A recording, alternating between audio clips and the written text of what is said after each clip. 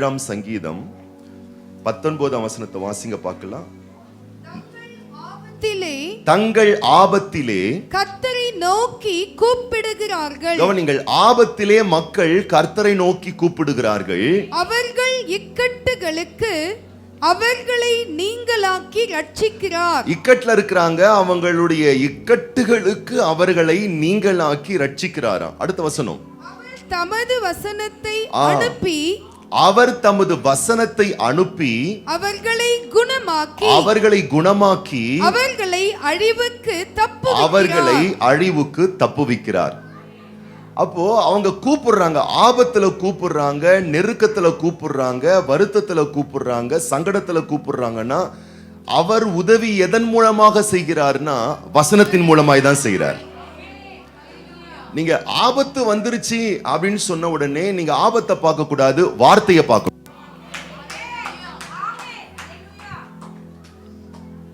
பசி வந்துருச்சுன்னா என்ன பண்றீங்க? பசி வந்தோடனே பீரவை திறக்கிறீங்க. பசி வந்து இப்ப மதியானம் வந்து பசி கப கபகவன் பசி என்ன பண்றீங்க?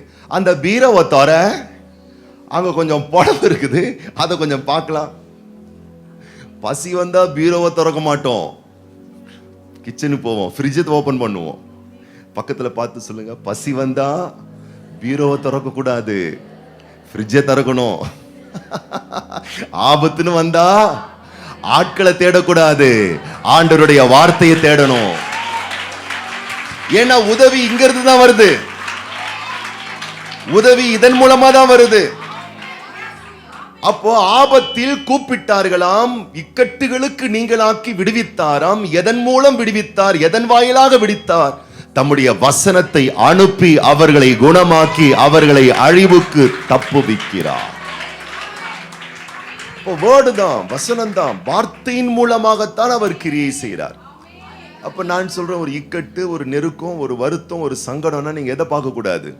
அந்த இக்கட்டையே பார்த்துட்டு இருக்க கூடாது, வருத்தத்தையே பார்த்துட்டு இருக்க கூடாது, வார்த்தையை பார்க்க ஆரம்பிக்கணும். ஏன்னா இங்கிருந்து தான் உங்களுக்கு உதவி வரப்போகுது, இங்கிருந்து தான் நீங்க வெற்றியை பெற்றுக்கொள்ள போகிறீர்கள், உதவியை பெற்றுக்கொள்ள போகிறீர்கள், விடுதலையை பெற்றுக்கொள்ள போகிறீர்கள். ஆகவே நான் சொல்லுகிறேன், இந்த வசனங்கள் அனைத்தும் உங்களை குணமாக்குவதற்காக, இந்த வசனங்கள் அனைத்தும் உங்களை உயர்த்துவதற்காக, இந்த வசனங்கள் அனைத்தும் உங்களை வாழ வைப்பதற்காக. ஆகவேதான் இயேசு கிறிஸ்து சொல்லுகிறார், மனுஷன் உண்ணுகிற அப்பத்தினால் மாத்திரமல்ல, தேவனுடைய வாயிலிருந்து புறப்படுகிற வசனத்தினால், வார்த்தையினால் மனுஷன் பிழைப்பான். நமக்கு பிழைப்பே இதுல இருக்குன்றதை நம்ம மறந்துடக்கூடாது. இப்ப பிழைப்பு இதுல இருக்குன்றதுனால நம்முடைய சில உழைப்புகளும் இதுக்கு நம்ம போடணும். பாருங்களேன், வசனத்தை எடுக்கிறது, வேதத்தை விரிக்கிறது, மடியில வைக்கிறது, வசனத்தோடு நேரங்களை செலவழிக்கிறது, வசனங்களை பேசுறது, அறிக்கை செய்யறது. இப்ப நம்ம இப்படி வாசிச்சோம் பார்த்தீங்களா? இது மாதிரி நம்ம உரிமை பாராட்டி வாசிக்கிறது. இப்ப சங்கீதம் 23 இருக்குன்னா அதையும் அப்படிதான் வாசிக்கணும். ஆமா, கர்த்தரின் மேய்ப்பரா இருக்கிறாருன்னா யாரோ ஒருத்தவங்க சொன்ன மாதிரி வாசிக்க கூடாது. என் மேய்ப்பரா இருக்கிறார், நான் குறைவுபட மாட்டேன். குறைவுகள் இருந்துகிட்டு இருக்கும், ஆனாலும் சொல்லணும், நான் குறைவுபட மாட்டேன், நான் தாழ்ச்சி அடைய மாட்டேன், நான் ஓட்டாண்டிய போக மாட்டேன். வசனம் என்ன பண்ணுதுன்னு கேட்டீங்கன்னா, நல்ல கவனிங்க, வசனம் என்ன பண்ணுதுன்னு கேட்டீங்கன்னா, நீங்க வாசிக்க வாசிக்க அதனுடைய வல்லமையின் ஆற்றல் சக்தி வெளியரங்கமாக ஆரம்பிக்கிறது. ஏன்னா இந்த உலகத்துல வல்லமையான 2 விஷயம், ஒன்னு வார்த்தை, இன்னொன்னு அபிஷேகம் பண்ணப்பட்ட நீங்க. இப்ப இந்த வசனத்தை நீங்க வாசிச்ச உடனே இந்த வசனத்துக்குள்ள இருக்கக்கூடிய ஆற்றல் பெருக ஆரம்பிக்கிறது. இது பெருகுன உடனே உங்களுக்கு வர வேண்டிய பதில், பரத்திலிருந்து வர வேண்டிய பதில், நான் சொல்றேன், நேரடியா உங்களை வந்து சந்திக்க கூடியதா இருக்கு. உங்களை வந்து சந்திக்கும், உங்களை வந்து அது சந்திக்க ஆரம்பிச்சிருது. அப்போ வசனத்தை வந்து எந்த அளவுக்கு உங்க வாழ்க்கையில நீங்க நிதானித்தறிந்து நீங்க அந்த நேரம் வந்து இளைப்பாறுகிற ஒரு நேரம், உங்க மனது இளைப்பாறுகிற ஒரு நேரம். ரொம்ப பரபரப்பா இருக்கு, ரொம்ப டென்ஷனா இருக்கு, ரொம்ப வருத்தமா இருக்கு, ரொம்ப யோசனையா இருக்கு. பக்கத்துல பார்த்து சொல்லுங்க, பேசாம சப்ளாங்கல் போட்டு சொல்லுங்க, பேசாம சப்ளாங்கல் போட்டு பைபிளை எடுத்து மடி மேல வச்சு, போன் எல்லாம் தூக்கி ஓரமா வச்சுட்டு, மடி மேல போனை மடி மேல பைபிளை வச்சுக்கிட்டு நீங்க பேசேஜை ஓபன் பண்ணி அப்படியே நிதானமா வாசிங்களேன். அந்த அமைதியின் நேரம், நான் சொல்லுகிறேன் இனப்பெருக்கத்தின் நேரம், அந்த அமைதியின் நேரம், அந்த வசனம் கிரியை செய்கிற நேரம், அந்த அமைதியின் நேரம், வசனம் உங்களுக்காக யுத்தம் செய்கிற ஒரு நேரம். இந்த ஏப்ரல் மேலெல்லாம் கடலுக்கு போயிட்டு மீன் பிடிக்க மாட்டாங்க, தடை விதிச்சிருவாங்க. ஏன் தெரியுமா? அங்க போயிட்டு மீனை டிஸ்டர்ப் பண்ணக்கூடாதான். டிஸ்டர்ப் பண்ணாம விட்டுட்டோம்னா அது பாட்டுக்கிட்டு ப்ரொடியூஸ் பண்ணிக்கிட்டே இருக்குமா. பக்கத்துல பார்த்து சொல்லுங்க, உங்க மனசை ஆபத்து நேரத்துல தொந்தரவு பண்ணாதீங்க. அந்த ஆத்துமாவை ஒரு குழந்தை மாதிரி ஆண்டவருடைய வசனத்துக்கு நேரா அதை ஃபீட் பண்ண விடுங்க. அல்லேலூயா. அந்த மனசு குழப்பத்திலையும் சங்கடத்திலையும் வருத்தத்திலையும் பாரத்திலையும் அலசடி பட்டுக்கிட்டே இருக்கும். அங்க போலாமா, இங்க போலாமா, அதை பண்ணலாமா, இதை பண்ணலாமா, பிடிச்சி இங்க வா, பிடிச்சி இங்க உக்கார். அல்லேலூயா. உக்காந்து ஞான பாலாகிய, கலங்கம் இல்லாத ஞான பாலாகிய தேவனுடைய வாக்கியங்களை, வசனங்களை, வார்த்தைகளை உங்க மனதுக்கு நீங்க கொடுத்துக்கிட்டே இருந்தீங்கன்னா மனம் உறுதியாகும், உள்ளம் உறுதியாகும், வலிமை அடையும். அப்போ உங்களுடைய உதவிகள் உண்டாகும். நீங்க ஆச்சரியமான ஒரு பலனை நீங்கள் பெற்றுக்கொள்ளுகிற ஒரு சமயமாக மாறிவிடும். கைகளை உயர்த்தி வாய்களை திறந்து சொல்லுங்க பார்க்கலாம். ஆபத்து நேரங்களோ, இக்கட்டின் சமயங்களோ, சங்கடத்தின் வேலைகளோ, ஆண்டவரே உம்மை நோக்கி பார்க்கிற பிள்ளைகளாக, உம்முடைய வசனத்தை நோக்க கூடியவர்களாக ஆண்டவரே அந்த ஒரு பொறுப்புணர்வை எங்களுக்கு தருவீராக. உம்முடைய வார்த்தையோடு இணைக்கப்படுகிற ஒரு ஆண்டவரை பெரிய பாக்கியங்களை நீர் எங்களுக்கு தருவீராக. வசனத்தோடு இணைக்கப்படுகிற ஆண்டவரே அந்த ஒரு உற்சாகத்தை நீர் எங்களுக்கு தருவீராக. அல்லேலூயா. எல்லார வாய்களை திறந்து நம்ம ஜெபிக்கலாமா? உங்க வேத புஸ்தகத்தின் மேல உங்க கைகளை வச்சு ஜெபம் பண்ணுங்க பார்க்கலாம். ஆண்டவரே, இந்த வேதத்தை நான் பிரதானப்படுத்துகிற ஒரு கிருபை எனக்கு தாங்க ஆண்டவரே. ஆண்டவரே, எங்களுடைய இக்கட்டு காலத்துல ஆண்டவரே நெருக்கங்களை நாங்க பார்க்காம இக்கட்டு காலங்கள்ல உங்க வார்த்தையை பார்க்கிற ஒரு கிருபை எங்களுக்கு தாங்க ஆண்டவரே. ஓ அல்லேலூயா. கர்த்தர் உங்களுக்காக கிரியை செய்வார். ஒடுக்க ஒடுக்க இஸ்ரவேல் மக்கள் பெருகினது போல உன் நெருக்கத்தின் மத்தியில் நீ நெருக்கப்படுற நான் சொல்ற அது நெருக்கப்படுற நேரம் இல்ல, நீ பெருக்கம் அடைகிற ஒரு நேரம். நீ வருத்தப்படுகிற நேரம் அல்ல, வார்த்தையோடு உறவாடுகிற ஒரு நேரம். நீ வாழ்வு பெறுகிற ஒரு நேரம், வசனத்தோடு உறவாடுகிற ஒரு நேரம். உன் வாழ்வில் நீ வளர்ச்சி அடைகிற ஒரு நேரம். நன்றி தேவனே, நன்றி தேவனே, நன்றி தேவனே, நன்றி தேவனே, நன்றி தேவனே. ஓமை மகிமைப்படுத்துகிறோம், மகிமைப்படுத்துகிறோம், மகிமைப்படுத்துகிறோம். எல்லா சிறு பிள்ளைகள் இருந்து பெரியவங்க வரைக்கும் ஜெபிங்க பார்க்கலாம். உங்க வசன வேத புஸ்தகங்கள் மேல கைகளை வச்சு ஜெபம் பண்ணுங்க பார்க்கலாம். ஆண்டவர் எல்லா சூழ்நிலையிலேயும் தேவ பிள்ளையே, அன்பு மகனே, அருமை மகளே, நீ உதவிய வார்த்தை மூலமா தான் நீ பெற்றுக்கொள்ள போற. வசனத்தின் மூலமா தான் உதவியை பெற்றுக்கொள்ள போற. சத்தியத்தின் மூலமாய்தான் நீங்க காத்திருக்கிற நேரம், நீங்க காத்திருக்கிற நேரம், நீங்க அமருகிற நேரம், நீங்க துதிக்கிற நேரம், நீங்க பொறுமையா இருக்கிற நேரம், இதெல்லாம் உங்க வாழ்க்கையில ஒரு ஆசீர்வாதங்கள் உற்பத்தி அடைகிற ஒரு நேரம். உமக்காய் காத்திருப்பே, உம்மையே பற்றி கொள்ளுவே, உம் வார்த்தையால் திருப்தியாவே, உம் சமூகத்தில் அகமகிழ்வே, உமக்காய் காத்திருப்பே, உம்மையே பற்றி கொள்ளுவே, உம் வார்த்தையால் திருப்தியாவே, சமூகத்தில் அகமகிழ்வே, என் நீதியை வெளிச்சத்தை போலாக்குவி, என் நியாயத்தை பட்ட பகல் போலாக்குவி, என் நீதியை வெளிச்சத்தை, என் நியாயத்தை சொல்லலாம். உமக்காய் உமக்காய் காத்திருப்பே, உம்மை உம்மையே பற்றி கொள்ளுவே, உம் வார்த்தையால் திருப்தியாவே, உம் சமூகத்தில் அகமகிழ்வே, உமக்காய் காத்திருப்பே, உம்மையே பற்றி கொள்ளுவே, உம் வார்த்தையால் திருப்தியாவே, உம் சமூகத்தில் அகமகிழ்வே. ஏசையா ஏசையா ஏசையா, என் நீதி நீர்தானையா. ஏசையா ஏசையா, என் நீதி நீர்தானையா. ஏகோவாசிக்கேன் நீர்தானையா, எங்கள் நீதி தெய்வம். ஏகோவாசிக்கேனோ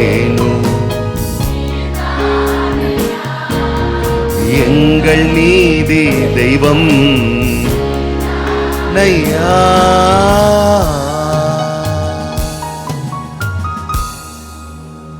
உங்க பைபிள் அப்படியே ஓபன் பண்ணி உங்க மடி மேல, நிறைய பேர் மடி மேல வச்சிருக்கீங்க, வைக்காதவங்க ஓபன் பண்ணி அப்படியே மடி மேல வைங்க பார்க்கலாம். வச்சு ஒரு ஜெபம் பண்ண போறோம். ஆண்டவரே, தினமும் இந்த அனுபவத்தை எனக்கு தாங்க. இந்த சர்ச்சில் இப்ப நான் இருக்கிற மாதிரி ஒவ்வொரு நாளும் பேசுங்க, அப்பாட்ட பேசுங்க, அப்பாட்ட பேசுங்க, அப்பாட்ட பேசுங்க. அப்பா ஒரு மெத்தடை வச்சிருக்காரு உங்களுக்கு உதவி செய்யறதுக்கு. அப்பா ஒரு வழியை வச்சிருக்கிறாரு உங்களை உயர்த்துறதுக்கு. அப்பா ஒரு வாய்ப்பை வச்சிருக்கிறாரு உங்களை ஆசீர்வாதம் பண்றதுக்கு. அவர் சொல்றாரு, நான் உங்களுக்கு வைத்து சென்றிருக்கிறேன், உலகம் கொடுக்கிற பிரகாரம் அல்ல, என்னுடைய சமாதானத்தையே உங்களுக்கு கொடுக்கிறேன். யோவான்ல சொல்றாரு, நான் அதை உங்களுக்கு வச்சுட்டு போயிருக்கிறேன். சில இடத்துல பிள்ளைங்க பள்ளிக்கூடம் காலையில புறப்படும் பொழுது அவங்க டேடி மம்மி வெளியே போறாங்கன்னா சொல்லுவாங்க, சாயந்தரம் ஸ்கூல்ல இருந்து வரும்போது உனக்கு எல்லாம் எடுத்து வச்சிருப்பேன்டா, நீ எடுத்து ஸ்நாக்ஸ் வச்சிருப்பேன், எடுத்து சாப்பிடு, அது எல்லாம் எடுத்து வச்சிருப்பேன். இப்போ அந்த பிள்ளை ஈவினிங் வந்ததுக்கு அப்புறம் போனை போட்டு டேடி மம்மியை டார்ச்சர் பண்ணக்கூடாது. டேடி மம்மி எடுத்து வச்சிருக்காங்க, அதன் மூலம் அவர்களுக்கு வேண்டிய உதவிகள் கிடைக்கும். நான் சொல்றேன், நம்ம டேடி கார்டு எடுத்து வச்சிருக்காரு வார்த்தையை, நமக்காக கொடுத்து வச்சிருக்கிறாரு வசனத்தை. அல்லேலூயா. வசனத்தை, வார்த்தையை உங்க மடி மேல வச்சு, உங்க வலது கைகள் அந்த வேத புஸ்தகத்தின் மேல வச்சு, ஆண்டவரே சில மணி நேரங்கள் ஒவ்வொரு நாளும் என் மடியில் நம்முடைய வார்த்தைகளை வச்சு, வசனங்களை வச்சு ஆராய்கிற, தியானிக்கிற ஒரு கிருபை எனக்கு தார ஆண்டவரே. நான் சொல்றேன், வேதத்தை நீங்க எந்த அளவுக்கு உங்க மடியில சுமக்குறீங்களோ, இந்த வேதம் வாழ்க்கை முழுசும் உங்களை சுமக்குங்க. உங்க வாழ்க்கை முழுசும் உங்களை சுமக்குங்க. நீங்க நினைச்சிடாதீங்க, இன்னார் என்ன சுமப்பாங்க, அவங்க சுமப்பாங்க, என் ஆற்றல் என்ன சுமக்கும், என் ஞானம் என்ன சுமக்கும். எல்லாம் ஒவ்வொரு காலகட்டத்துக்கு தாங்க. அதுக்கப்புறம் யாரும் இல்லாத ஒரு சூழ்நிலைகள் வரலாம். எந்த காலத்திலேயும் தேவனுடைய வசனம் உங்களை சுமக்கும். எல்லா நிலைகளிலேயும் தேவனுடைய வார்த்தை உங்களை சுமக்கும். சொல்லுங்க பார்க்கலாம், ஆண்டவரே, உம்முடைய வார்த்தையை தாங்குகிற பாதங்களாய், கால்களாய் என் கால்கள் மாறட்டும். அதிகமாய் வசனங்களை வாசிக்கிற, நேசிக்கிற ஆண்டவரே, ஒரு பெரிய கிருபை எனக்கு உண்டாகட்டும். சிறு பிள்ளை முதல் பெரியோர் வரைக்கும் எல்லாரும் ஒரு வாஞ்சையா கேளுங்க பார்க்கலாம். ஒரு வாஞ்சையா, ஒரு விருப்பமா கேளுங்க பார்க்கலாம். ஒரு வாஞ்சையா, ஒரு விருப்பமா, அல்லேலூயா அல்லேலூயா அல்லேலூயா, ஒரு பெரிய ஒரு வாஞ்சை உண்டாகட்டும். உமக்காய் காத்திருப்பே, உம்மையே பற்றி கொள்ளுவே, உம் வார்த்தையால் திருப்தியாவே, உம் சமூகத்தில் ஒரு கிருபை தாங்க டாடி. உமக்காய் காத்திருக்க, உமக்காய் திருப்பே, உம்மையே பற்றி கொள்ளுவே, உம் வார்த்தையால் திருப்தியாவே, உம் சமூகத்தில் உமக்காய் உமக்காய் காத்திருப்பே, உம்மையே பற்றி கொள்ளுவே, உம் வார்த்தையால் திருப்தியாவே, சமூகத்தில்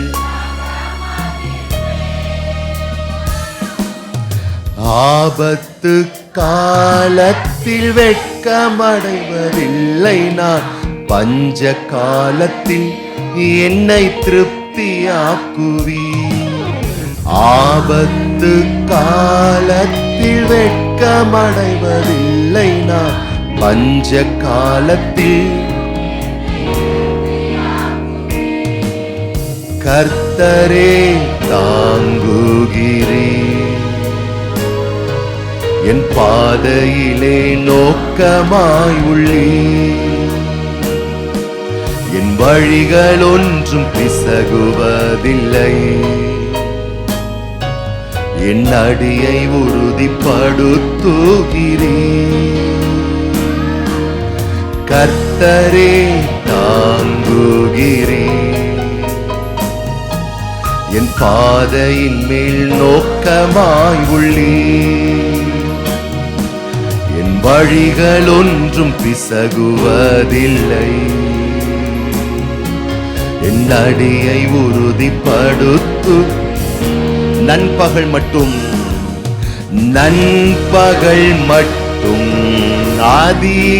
அதிகமாய் பிரகாசிக்கும் சூரியன் போல் என் பாதைகளெல்லாம்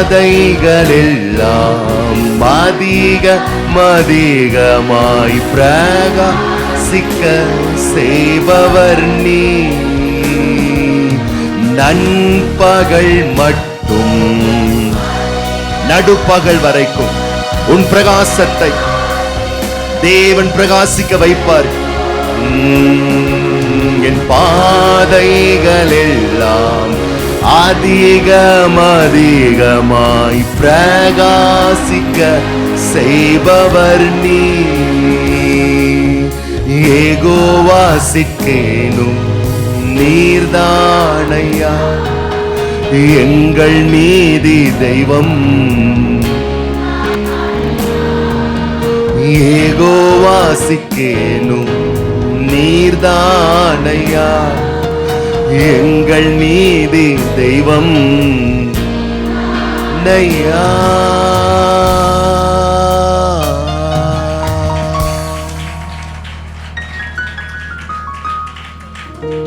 வார்த்தையை பார்க்கிறவர்கள் நிச்சயமாய் வாழ்வடைவார்கள். கர்த்தர் சொல்லுகிறார், ஆவியில் நொறுங்குண்டு என் வசனத்துக்கு நடுங்குகிறவர்கள், என் வசனத்தை போக்கஸ் பண்றவங்களை நான் நோக்கி பார்ப்பேன். ஆண்டவருடைய தெய்வீக அந்த பிரசன்னம் உலகமெங்கிலும் டிராவல் பண்ணுது. நான் சொல்றேன், பக்கத்துல பார்த்து சொல்லுங்க, நீங்க இத பார்த்தீங்கன்னா அவர் உங்களை பார்ப்பாரு. நம்ம இதை நோக்கணும்னா அவர் நம்மளை நோக்குவார். அல்லேலூயா. வசனம் நமக்கு மிகப்பெரிய வாழ்வை கொடுக்கக்கூடிய மிகப்பெரிய ஒரு ஆயுதம். தானியேலின் புஸ்தகம் 8ஆம் அதிகாரம், தானியேலின் ஜெபம். இன்னைக்கு உபவாச ஜெபத்துக்கு நம்ம வந்திருக்கோம். உபவாசித்து கூடி ஜெபிப்பதற்கு நமக்கு தேவன் ஒரு நல்ல ஒரு அற்புதமான ஒரு வாய்ப்பை நமக்கு ஏற்படுத்தி கொடுத்திருக்கிறார். தானியேல் ஒரு ஜெப வீரன். வேத புஸ்தகத்திலே மிக அற்புதமாய் ஜெபித்த பல நம்முடைய முன்னோடிகள் முற்பிதாக்கள் உண்டு. அதில் மிக அருமையாய் ஜெபித்த ஒரு ஜெப வீரன் தானியேல். அந்த தானியேலுடைய ஜெபத்தை நம்ம கொஞ்ச நேரம் நம்ம தியானிக்க போறோம். தியானிச்சு நம்ம சில விஷயங்களுக்காக நம்ம ஜெபம் பண்ண போறோம். நிச்சயமா உங்க நல்வாழ்வுக்கு இந்த வாக்கியங்கள் மிகுந்த ஆசீர்வாதத்தை இது கொடுக்கும். ஒரு மிகுந்த பயனை, ஒரு மிகுந்த பலனை தேவனுடைய வாக்குகள், தேவனுடைய வசனங்கள் உங்களுக்கு நிச்சயமாக அதை கொடுக்கும். 9ஆம் அதிகாரம், தானியேலின் புஸ்தகம் 9ஆம் அதிகாரம். நம்ம எல்லாரும் சேர்ந்து நம்ம வாசிக்க போறோம். 2ஆம் வசனம், 3ஆம் வசனம். தானியேலின் புஸ்தகம் 9ஆம் அதிகாரம் 2ஆம் வசனம் 9ஆம் வசனம், 2ஆம் வசனம் 3ஆம் வசனம். தானியேலாகிய நான் எருசலேமின் பாழ்கடிப்புகள் நிறைவேறி தீர 70 வருஷம் செல்லும் என்று கர்த்தர் எரேமியா தீர்க்கதரிசியோடு சொல்லிய வருஷங்களின் தொகையை புஸ்தகங்களில் அறிந்து கொண்டேன். நான் உபவாசம் பண்ணி இரட்டிலும் சாம்பலிலும் உட்கார்ந்து தேவனாகிய ஆண்டவரை ஜெபத்தினாலும் விண்ணப்பங்களினாலும் தேட என் முகத்தை அவருக்கு நேராக்கி. தானியேல் இயல்பாகவே ஜெபிக்கிற ஒரு மனுஷன். நம்ம எல்லாருக்கும் தெரியும், ஜெபிக்கவே கூடாது என்று சட்டம் இயற்றப்பட்ட பொழுதிலும் எருசலேமுக்கு நேராக பலகணிகள் திறந்திருக்கும் பொழுது அவன் முழங்கால் படியிட்டு கரங்களை உயர்த்தி 1000 சட்டம் வந்தாலும் என் ஜெபத்தை எந்த சட்டத்தாலும் நிறுத்த முடியாது என்று சொல்லி தவறாமல் 3 வேளை ஜெபித்த ஒரு ஜெப வீரன் தானியேல். இது அவனுடைய நடைமுறை லைஃப்ல ரெகுலரா அவன் செய்ததான ஒரு ஜெபம். ஆனா இங்க சொல்லப்பட்ட ஜெபம் அந்த ஜெபம் அல்ல, அதனோடு கூட சேர்ந்து அவன் இணைத்து கூடுதலாய் ஜெபித்த ஒரு ஜெபம். பக்கத்துல பார்த்து சொல்லுங்க, தினமும் 3 வேளை ஜெபம் பண்ணுங்க, ரொம்ப நல்லா இருப்பீங்க. அந்த 3 வேளையும் தாண்டி உபவாசித்து ஜெபம் பண்ணுங்க, ரொம்ப ரொம்ப நல்லா இருப்பீங்க. அல்லேலூயா. இவன் ஒரு ஜெப வீரன். இவன் கிட்ட போயிட்டு நீ ஜெபம் பண்ணணும் அப்படின்னு சொன்னா அவனுக்கு கோபம் தான் வரும். ஏன்னா ஆல்ரெடி நான் ஜெபிக்கிற ஒரு ஆளு. ஆனா அவனுக்கு கோபம் வரல, இன்னும் ஜெபிக்க தன்னை ஒப்பு கொடுக்கிறான். நீங்க உங்க லைஃப்ல ஜெப வாழ்க்கையில திருப்தி கண்டு விடாதீர்கள். பக்கத்துல பார்த்து கேளுங்க, எத்தனை ட்ரெஸ் வச்சிருக்கீங்க போடுறதுக்கு? ஒரு 100 ட்ரெஸ் இருக்குமா? சரி, 50 ட்ரெஸ் இருக்குமா? 20 இருக்குமா? இப்போ கூட உங்க டேடி மம்மியோ உங்க அன்பர்களோ ஒரு ட்ரெஸ் எடுத்து கொடுத்தாங்கன்னா எனக்கு நிறைய இருக்கு போதும்னு சொல்லுவோமா? சொல்ல மாட்டோம். கொஞ்சம் மனசாட்சி தொட்டு சொல்லுங்க, வாழ்க்கையில எதுக்காச்சும் நம்ம போதும்னு சொல்றோமா? சொல்ல மாட்டோம். இப்போ இதே உங்க அப்பாவும் அம்மாவும் இல்லை உங்க சொந்தக்காரங்களோ ஒரு 1/2 கிரவுண்ட் இடம் இருக்கு உங்களுக்கு கொடுக்கலாம் அப்படின்னு சொல்றாங்க. ஆல்ரெடி உங்களுக்கு 6 ஏக்கர் இருக்கும். இருந்தாலும் அவங்க 1/2 கிரவுண்டு கொடுத்தாங்கன்னா வேணாம்னு சொல்வீங்க? கொடுங்கோ கொடுங்கோ. பொண்ணு கொடுத்தாலும் கோல்டு கொடுத்தாலும் பொருள் கொடுத்தாலும் எது கொடுத்தாலும் போதும்னு சொல்ல மாட்டோம், வேணான்னு சொல்ல மாட்டோம். போதும் சொல்ற ஒரே ஒரு விஷயம் எதுக்கு? திங்கிறதுக்கு. அது கூட ஏன் போதும்னு சொல்றோம்? அதுக்கு மேல கொட்டிக்கினா கொமைட்டிக்குன்னு வெளியே வரும். அதனாலதான் வேணாம் போதும்னு சொல்லுவோமே தவிர எதுக்குமே போதும்னு நம்ம சொல்றது இல்லை. நான் சொல்லுகிறேன், உங்கள் வாழ்க்கை மேம்பட எதிலுமே நாம் திருப்தி காண்றது இல்லை. திருப்தி அடைஞ்சிட்டோம் போதும் எதை நம்ம சொல்றோம்? இல்லவே இல்லை. பாருங்க, அதே போல ஆவிக்குரிய வாழ்க்கையிலும் இன்னைக்கு ஒரு வேளை ஜெபம் பண்ணிட்டேன், இன்னைக்கு ஒரு 3 வேளை ஜெபம் பண்ணிட்டேன், திருப்தி காணாதிருங்கள். நேரம் கிடைக்கும் பொழுதெல்லாம் ஜெபிப்பதற்கு உங்களை தத்தம் செய்து பாருங்கள். உங்கள் வாழ்வில் அவ்வளவு அபாரமான ஆசீர்வாதங்களை நீங்கள் காண ஆரம்பிப்பீர்கள். எப்படி மற்ற பொன் பொருள் விஷயத்தில் நமக்கு ஒரு திருப்தியற்ற நிலை இருக்கிறதோ அதுல நம்ம திருப்தி அடைகிறது இல்லை. பக்கத்துல பார்த்து சொல்லுங்க, வேதத்தை வாசிக்கிறதுலயும் ஜெபிக்கிறதுலயும் உங்களுக்கு திருப்தி வந்துடக்கூடாது. இன்னும் துதிக்கணும், இன்னும் ஆராதிக்கணும், இன்னும் பாடணும், இன்னும் ஸ்தோத்தரிக்கணும். நான் சொல்றேன், அவ்வளவும் உங்களுக்கு ஒரு பெரிய பாக்கியத்தையும் நன்மையும் உங்களுக்கு கொடுக்கும். அப்ப தேவனை தேடுவதற்கு தேவன் வைத்திருக்கக்கூடிய ஆவிக்குரிய கருவிகளை இவன் உபயோகப்படுத்துகிறான். உபவாசம் பண்ணுவது, இரட்டிலும் சாம்பலிலும் உட்கார்ந்து. பார்த்தீங்களா, அவனே உட்கார்ந்துட்டானா. பக்கத்துல பார்த்து சொல்லுங்க, கொஞ்சம் தரையில எல்லாம் உட்கார பழகுங்க. இப்பெல்லாம் ரொம்ப ஸ்டைல் ஆயிட்டோம். ஆமா, எல்லாம் மேல உட்கார்றதே பழகிட்டோம். அல்லேலூயா. ஆமா, அவ்வளவும் காலுக்கு பிரச்சனை தான்.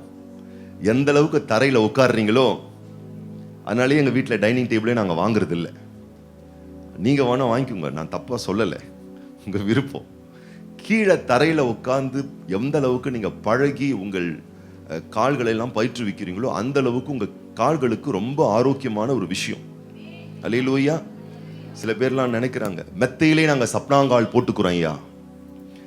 அப்புறம் மடி மேல ஒரு தலகாணியை வச்சுப்போம் ஐயா, ஏன் போர்வை கூட போத்திக்கோங்க, இன்னும் கொஞ்சம் வசதியா இருக்கும். இல்ல, மேக்சிமம் கூடுமான அளவுக்கு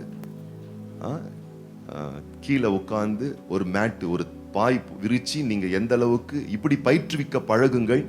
நான் சொல்லுகிறேன், அது உங்களுக்கு ஜபஜீவியத்தினுடைய ஒரு மேன்மையை உங்களுக்கு உண்டு பண்ணும். ஆமா, நீங்க எந்த அளவுக்கு ரொம்ப சொகுசுல போறீங்களோ அந்த அளவுக்கு உடம்புக்கு நிறைய நீங்க வியாதியை ப்ரொடியூஸ் பண்ணி கொடுக்குறீங்க, அதிகரிச்சு கொடுத்துக்கிட்டு இருக்கீங்கன்னு அர்த்தம். அல்லேலூயா. சமீபத்தில் ஒருத்தருடைய பேட்டியை நான் கேட்டு நான் மலைச்சு போயிட்டேங்க. அவர் பேரை நான் சொல்ல மாட்டேங்க, ஏன்னா உங்க எல்லாருக்கும் அவர் பேர் தெரியுங்க. அவர் சொல்றாரு, ராத்திரி தினமும் நான் தரையில பாய போட்டு படுக்கிறேன். அவர் யார் தெரியுமா? எங்க தமிழ்நாட்டில் அவர் தாங்க டாப்பர்ல இருக்கிறாரு. ஏன் இந்தியாவிலே டாப்பர்ல இருக்காருங்க, பெரிய கோட்டீஸ்வரருங்க அவரு. ஆனா ஆள் பாத்தீங்கன்னா அவ்வளவு சூப்பரா இருக்கிறார். நீங்க சூப்பரா இருக்கிறதுக்கு ரகசியம் என்னன்னு கேக்குறாங்க. அவர் சொல்றாரு, நான் தினமும் தரையில பாய போட்டு தான் தூங்குறேன். பக்கத்துல பார்த்து கேளுங்க, நீங்க எப்படி தூங்குறீங்க? இப்ப இருக்கிற மெத்தைய பத்தல, கொஞ்சம் மாத்தலான் இருக்கோம். சரி, நீங்க எப்படி போன்ல தூங்குங்க, வானான்னு சொல்லல. ஆனா கூடுமான அளவுக்கு ஜபம் அப்படின்னு சொன்னா தரையில உட்கார்ந்து ஜபிக்க பழகுங்க. ஆமா, படுத்து இருக்குது இங்க வேணா படுத்துக்குங்க. ஆனா ஜபிக்கணும், தியானிக்கணும்னா கொஞ்சம் தரையில உட்கார்ந்து பயிற்றுவிக்கப்படுங்கள். நான் சொல்லுகிறேன், இதெல்லாம் உங்க ஆவிக்குரிய நிலைக்கும் உங்க மனநிலைக்கும் உங்கள் உடல்நிலைக்கும் ரொம்ப தொடர்பு இருக்கு. ரொம்ப ஒரு ஆரோக்கியத்துக்கு ஏதுவான ஒரு விஷயமாக இது உங்களுக்கு அமையும். அல்லேலூயா. பக்கத்துல இருக்கக்கூடிய பிரதர் சிஸ்டர் அவங்க முட்டியை பிடிங்க பார்க்கலாம். முட்டினா என்னன்னு தெரியுதுல்ல, இது சொல்லுங்க, மொழு இருக்கு பாருங்க. இனிமேல் இப்படி மொழு இருக்க கூடாது, சொரன்னு ஆகணும். எது? முட்டி. அல்லேலூயா. உன் முட்டி சொரன்னு ஆச்சுன்னா எழுதி வச்சுக்கோ, உன் காலு சும்மா அப்படி இருக்கும். எந்த அளவுக்கு உன் காலு இந்த முட்டி தரையில ஊனுதோ அந்த அளவுக்கு எலும்புகளுடைய வலிமைகள் அதிகமாகும்னு இப்ப மெடிக்கல் சயின்ஸ் சொல்லுது. ஆனா ஃபர்ஸ்டே பைபிள் சொல்லிருச்சு. ஆனா இப்போ நீங்க இதெல்லாம் நான் சொல்றதெல்லாம் சும்மா சொல்லுங்க. நீங்க இப்போ நமக்கு வேர்ல்டே கையில வந்துருச்சு, கூகுள்ல போய் நீங்க சர்ச் பண்ணி பார்க்கலாம். இதெல்லாம் மெடிக்கல் சயின்ஸ் அதை சொல்லுது. பக்கத்துல பார்த்து கேளுங்க, கையை காட்டுங்க. கையை, அவங்க உள்ளங்கையை பாருங்க. உள்ளங்கையும் பாரு, உள்ளங்கை மாதிரியா இருக்குது, பலாப்பழம் மாதிரி இருக்குது, கரண்டியை பிடிச்சி நல்லா கறிக்கட்ட மாதிரி இருக்குது. இந்த ரெண்டு கையும் 10 நரம்பு வீணை. சொல்லுங்க பார்க்கலாம், 10 நரம்பு வீணை. கையை தட்டின 10 பேர் ஆசீர்வதிப்பாராக, புரிஞ்சுக்கின்னு தட்டின 50 பேர் ஆசீர்வதிப்பாராக, புரியாம தட்டுற எல்லாரையும் ஆசீர்வதிப்பாராக. இந்த 10 நரம்பு வீணையில நீங்க கையை தட்டி பாட்டு பாண்டிங்கன்னா உன் உடம்புல இருக்கிற அத்தனை வியாதியும் பறந்து போகும். இதெல்லாம் பைபிள்ல இருக்கிற விஷயம், நம்ம செய்யறது இல்ல. ஆனா இன்னைக்கு மெடிக்கல் சயின்ஸ் ப்ரூவ் பண்ணிருக்கு. இதெல்லாம் நீங்க முழங்கால் படியிட்டு ஜெபிக்கிறது, நீங்க தரையில உட்கார்ந்து வேத வசனங்களை தியானிக்கிறது, இந்த 10 நரம்புல நீங்க கைகளை தட்டி பாட்டு பாடுறது, இது அத்தனையும் உங்கள் உடலுக்கும் மனதுக்கும் ஆரோக்கியம். இத நிறைய பேர் செய்யாம கவனிங்க, வேடிக்கை பாருங்க. யோகா கிளாஸ்னு போயிட்டு அங்க மாசம் ஆயிரக்கணக்கான காசை பே பண்ணி என்ன பண்ணிட்டு வராங்க. இது நான் பாருங்க, நான் ரொம்ப சர்ச் பண்ற ஒரு ஆளு, போய் பார்த்தா இதை தான் பண்ணிட்டு வராங்களாம். நான் யோசித்தேன், அட கடவுளே, நம்ம மக்களுக்கு நம்ம இதை இலவசமாவே சொல்லி கொடுக்குறோம், ஏதோ செய்ய மாட்டேங்குதுங்க. அங்க பணத்தை கட்டிட்டு என்ன பண்ணிட்டு வரீங்கன்னா சிரிச்சுட்டு வரேன்னுங்க. சும்மாவே சிரிச்சுட்டு வராங்களாம், கையை தட்டுறாங்களாம், முழங்கால் படியிடுறாங்களாம், இடுப்பு இப்படி நிமித்து உக்காந்துட்டு இருக்காங்களாம். இதெல்லாம் வேதத்தில் இருக்கக்கூடிய விஷயங்கள். அல்லேலூயா. நம்ம செய்யறதுல இன்னைக்கு உலகமே சொல்லி கொடுக்குது. இதெல்லாம் இங்கிருந்து வந்த ஒரு விஷயம்தான். அல்லேலூயா. அப்ப நான் சொல்லுகிறேன், எந்த அளவுக்கு நீங்கள் அமர்ந்திருத்தல், தியானித்தல், ஸ்தோத்தரித்தல், துதித்தல், ஜெபித்தல், கரங்களை தட்டு பாட்டு பாடுதல், இந்த ஆவிக்குரிய ஏதுக்களை எந்த அளவுக்கு உங்கள் நடைமுறை வாழ்க்கையில் நீங்கள் பிராக்டிஸ் பண்றீங்களோ, ஸ்பிரிச்சுவலாவும் நீங்க கர்த்தரோடு இணைக்கப்படுகிற நிலைக்கு வருகிறீர்கள். மனநிலையிலேயும் உடல் நிலையிலேயும் ஒரு புது பலத்தையும் வலிமையும் நீங்கள் பெற்றுக் கொள்ளுகிறீர்கள். விக்ஸ் ஆக்ஷன் 500 வாங்க. இதுல 500 இல்ல 1000க்கு மேல blessings இதுல குட்டி குவிச்சிருக்கு. ஒரு மாத்திரை ஆனால் 500 நிவாரணம். நான் சொல்லுகிறேன், இது ஒரு செயல் ஆயிரக்கணக்கான நிவாரணம், ஆயிரமான ஆசீர்வாதம். ஜெபிக்கிற பிள்ளை இன்னும் ஜெபிக்கணும்.